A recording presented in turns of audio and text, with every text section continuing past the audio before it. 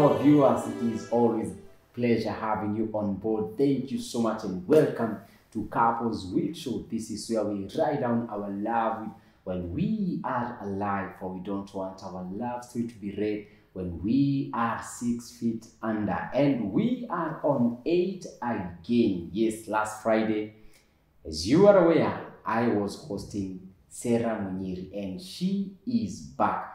And tonight we want to talk about how we can empower our young people. How can we empower our youths?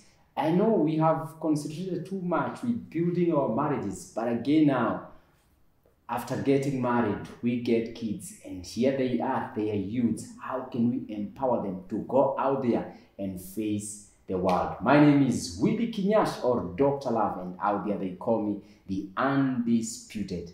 And I am having Sarah Munyiri. Hi. Such a pretty. Thank you. How are you? Thank you. I'm very well, thank you. How are you? I'm good. Yes. Last Friday. I know. My goodness. The house was on fire. I'm telling you. Sharing that love journey. It was amazing. And Mike, we salute you. We honor you. Thank you so much for loving this dear woman. I am because he is. Yes. Wow. Yes. So kindly you can say hi to our viewers. Oh, sure. Yes, viewers around the world, in Kenya, US, everywhere. My name is Sarah Munyiri. I am here with Dr. Love, and I'm so excited. Very, very looking forward for this episode again to share our experiences and just to hear what we have in store. Wow. Thank you for having me. Wow, thank you so much.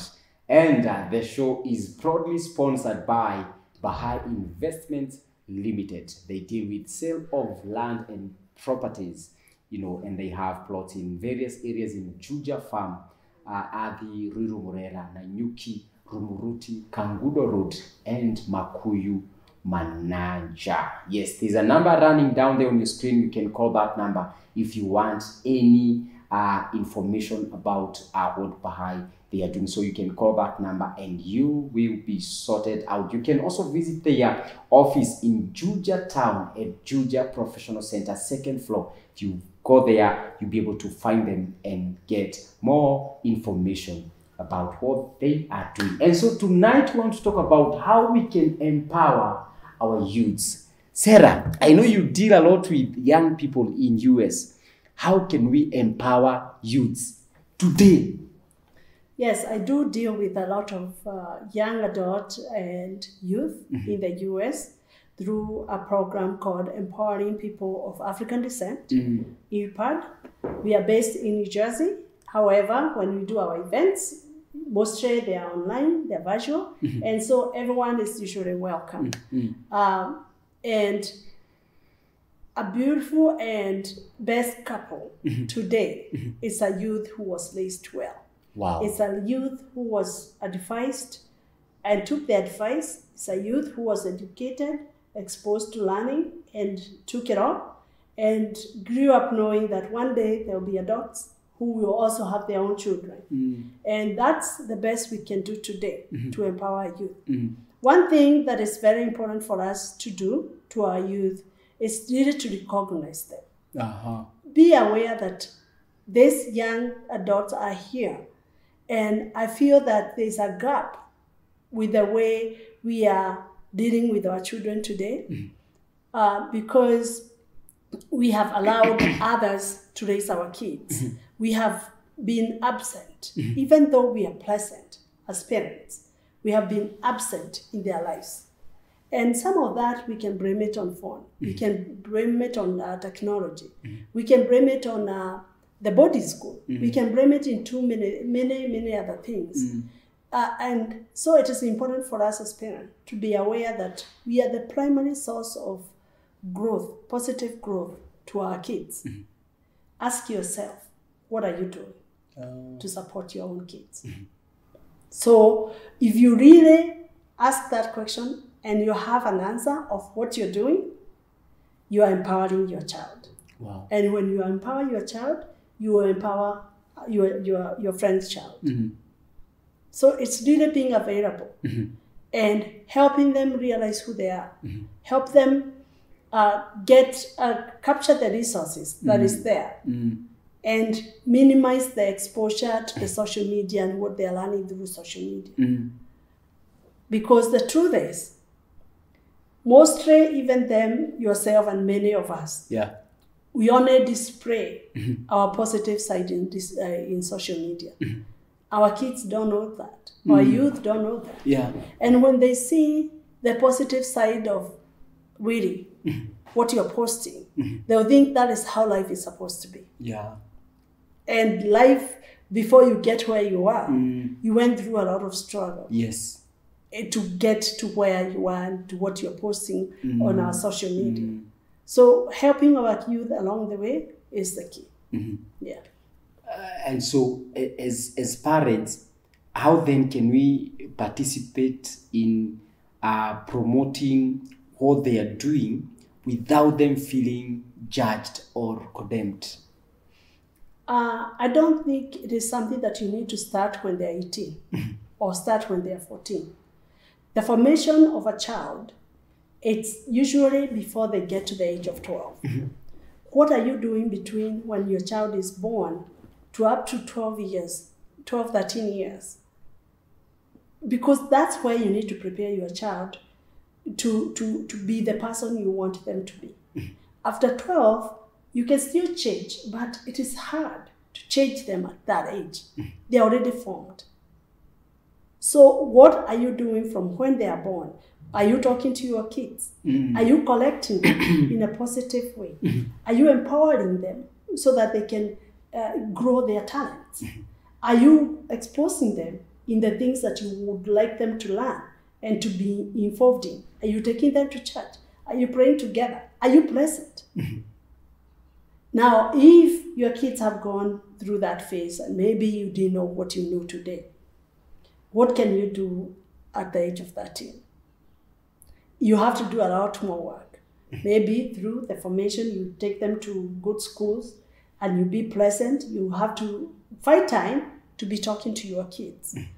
And I know there are 3 ways of parenting.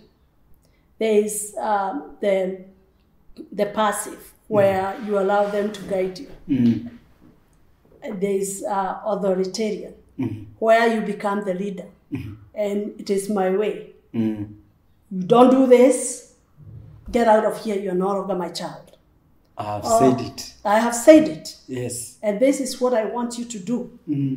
So you don't give them leeway to negotiate or to even give their own opinion. And there is authoritative, where you kind of balance it out. So it's important for you to realize how your parenting skills or style and change to the one that, which will give your child a chance to also give their opinion. And give them that room, because if you raise the kids, at some point they'll become adults. And they will not just wake up one day and now become somebody's husband or become somebody's director. You will have installed a lot in that child as they grow for them to be the best version of themselves. Talking about authoritative parents, I have seen some parents, a youth has reached to a point now he wants to go to college. And for him, he's saying, I want to do music. But the father, the mother is insisting, you must do medicine. I am a doctor, and so must you be a doctor. Yes.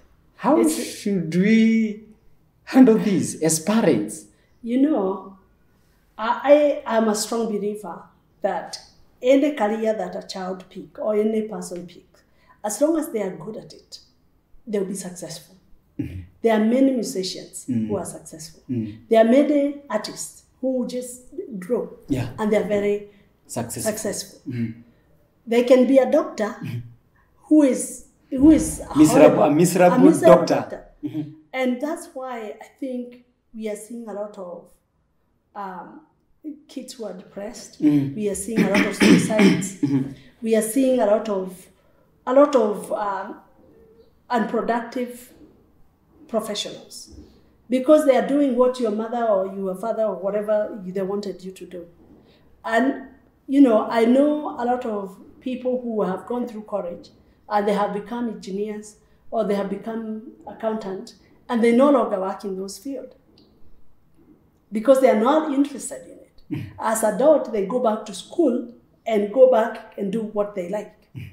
So sometimes, and that's why I like the CBC, because I think it will give kids an opportunity to be best at what they are actually good at, versus what we had seen before.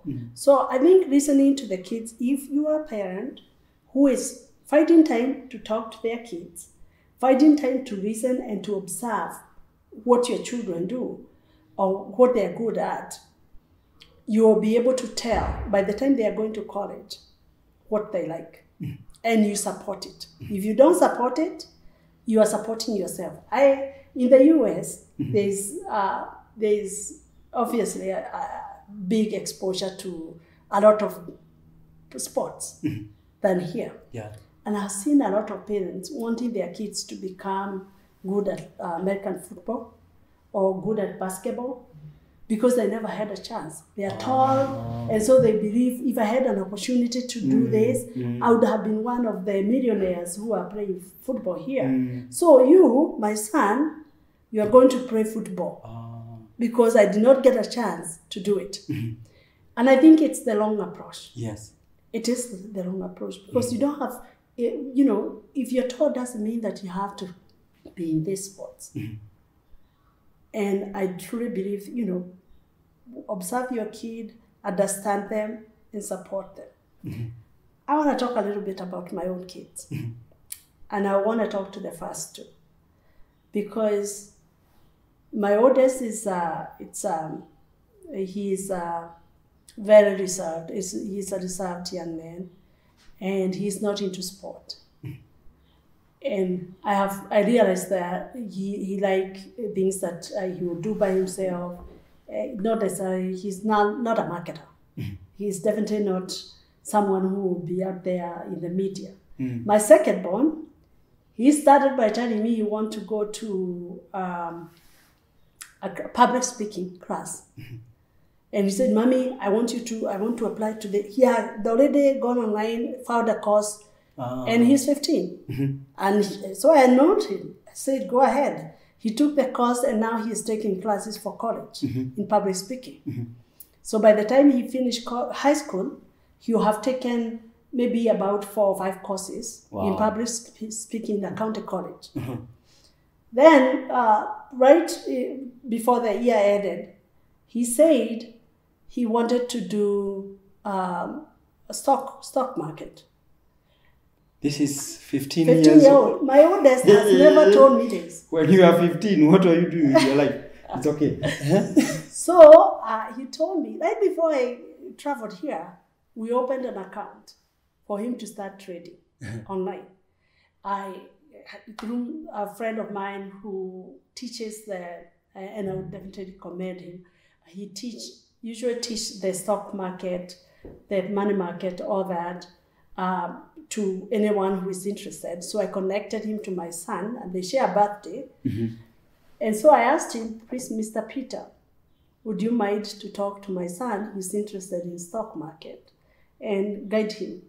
So my son, I told him, you talk to Mr. Peter and discuss about your ambitions and your interests.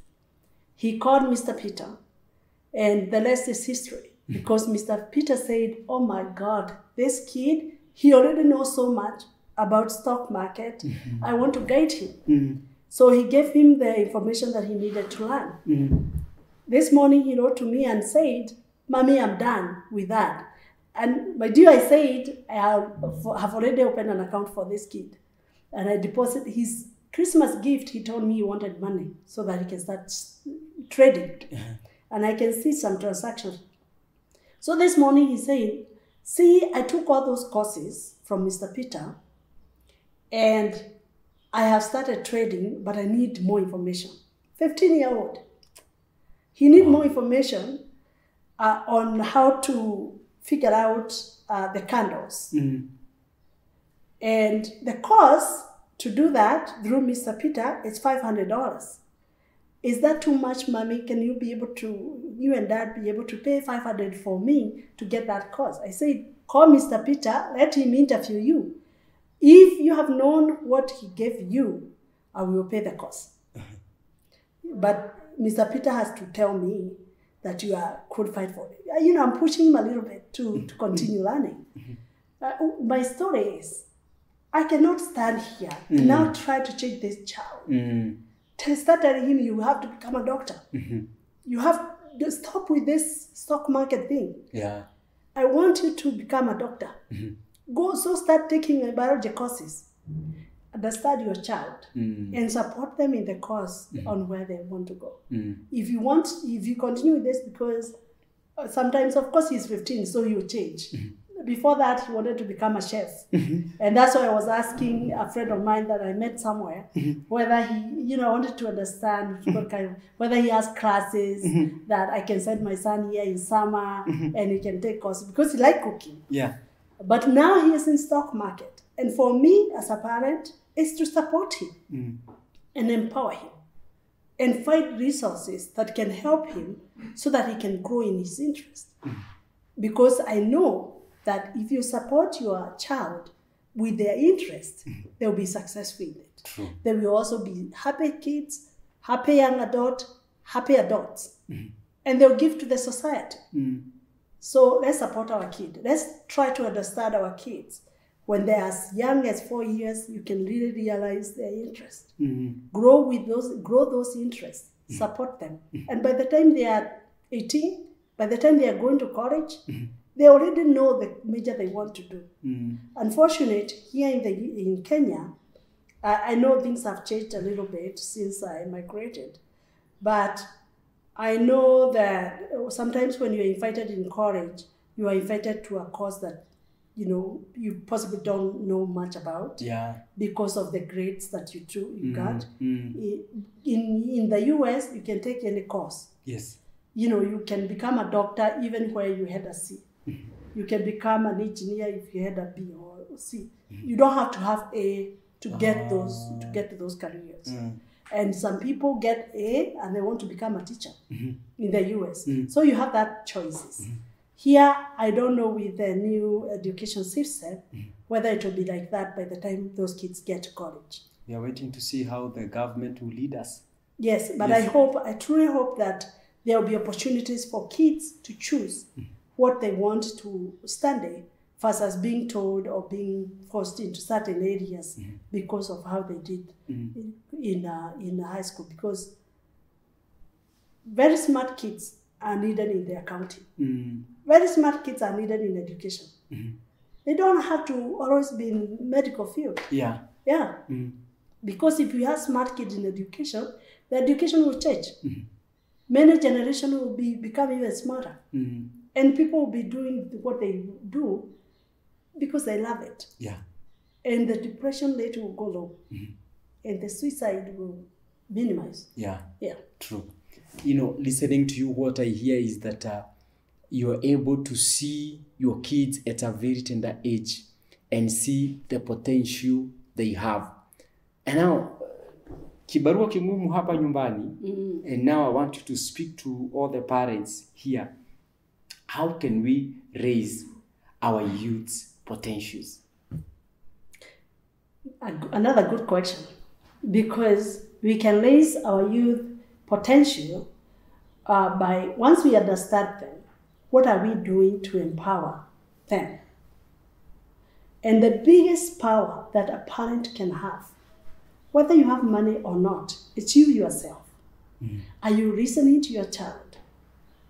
Are you helping them to, if you cannot be able to support them with the journey they are taking, are you able to find people who can mentor your child into the direction they want to go? This can be as early as the young kids, because the teachers are great mentors. Are you talking to your kid's teacher, asking them questions about your child? Because the teacher can discover something that you may not know. Once you discover it, are you getting help from your friends, from the older siblings, from your cousins, from your friends? Are you reaching out to Sarah? Are you reaching out to Willie, so that we can be able to support your children? Are you enrolling them in programs that are there? Because programs are there. I think if you want to help your child, it's not only the academic portion. There is more than just bringing them to a good college.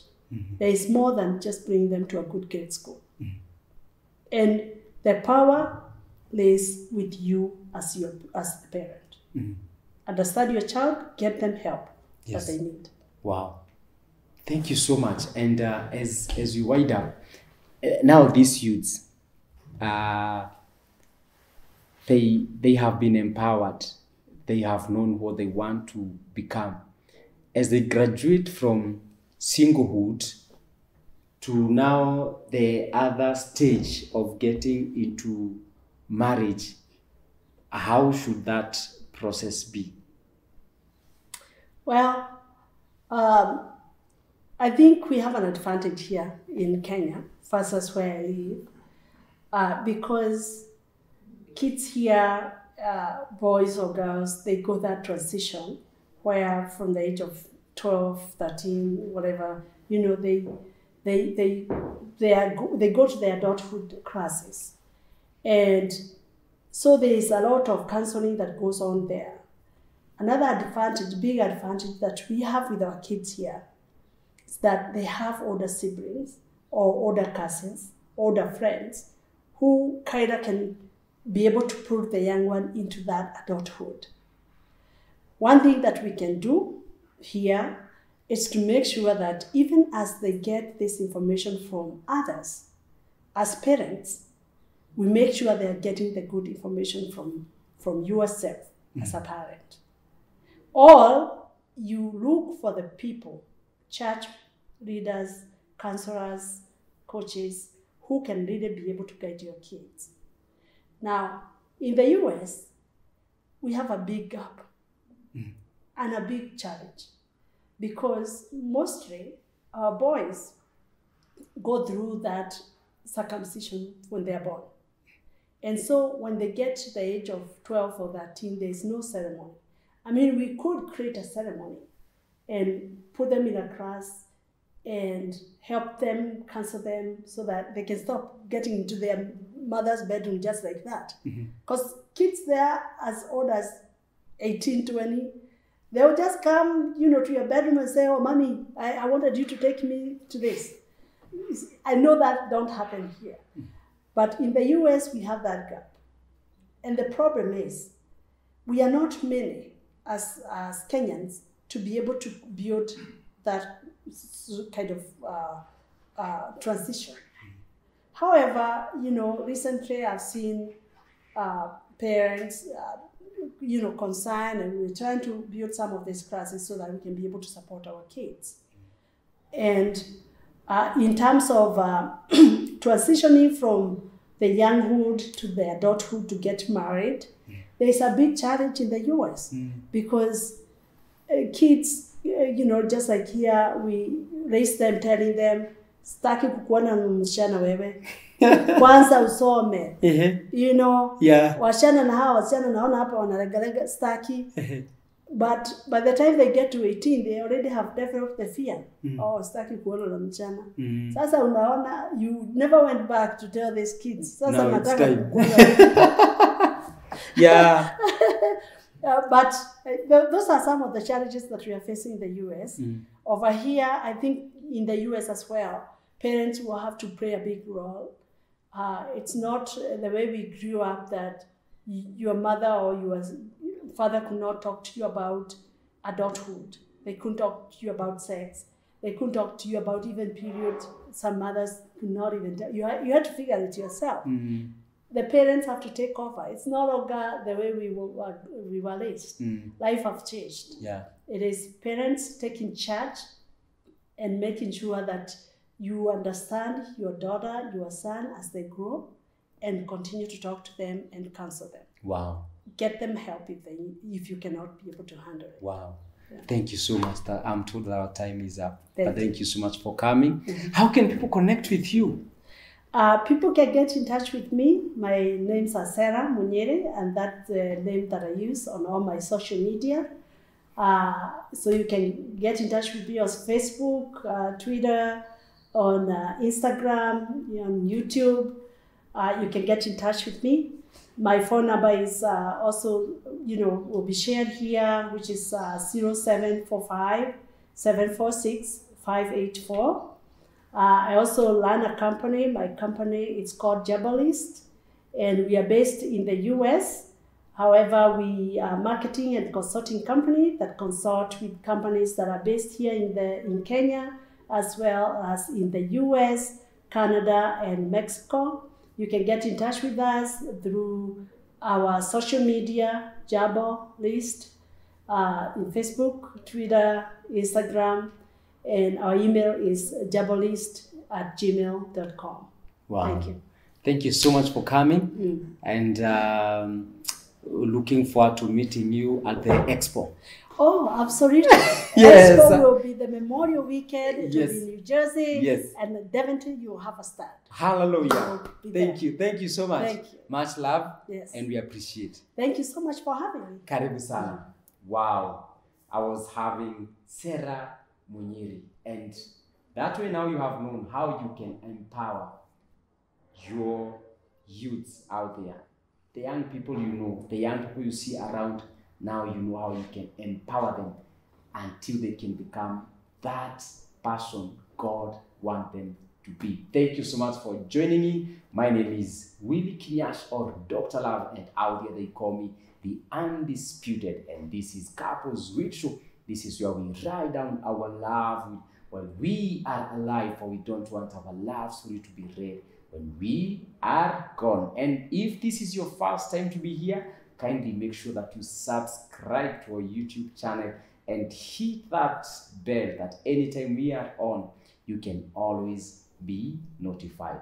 For now, it is kwaheri ya kuonana. The people in diaspora, see you at the Expo. Yes. Yes. Memorial Weekend. Yes. Kwaheri ya kuonana.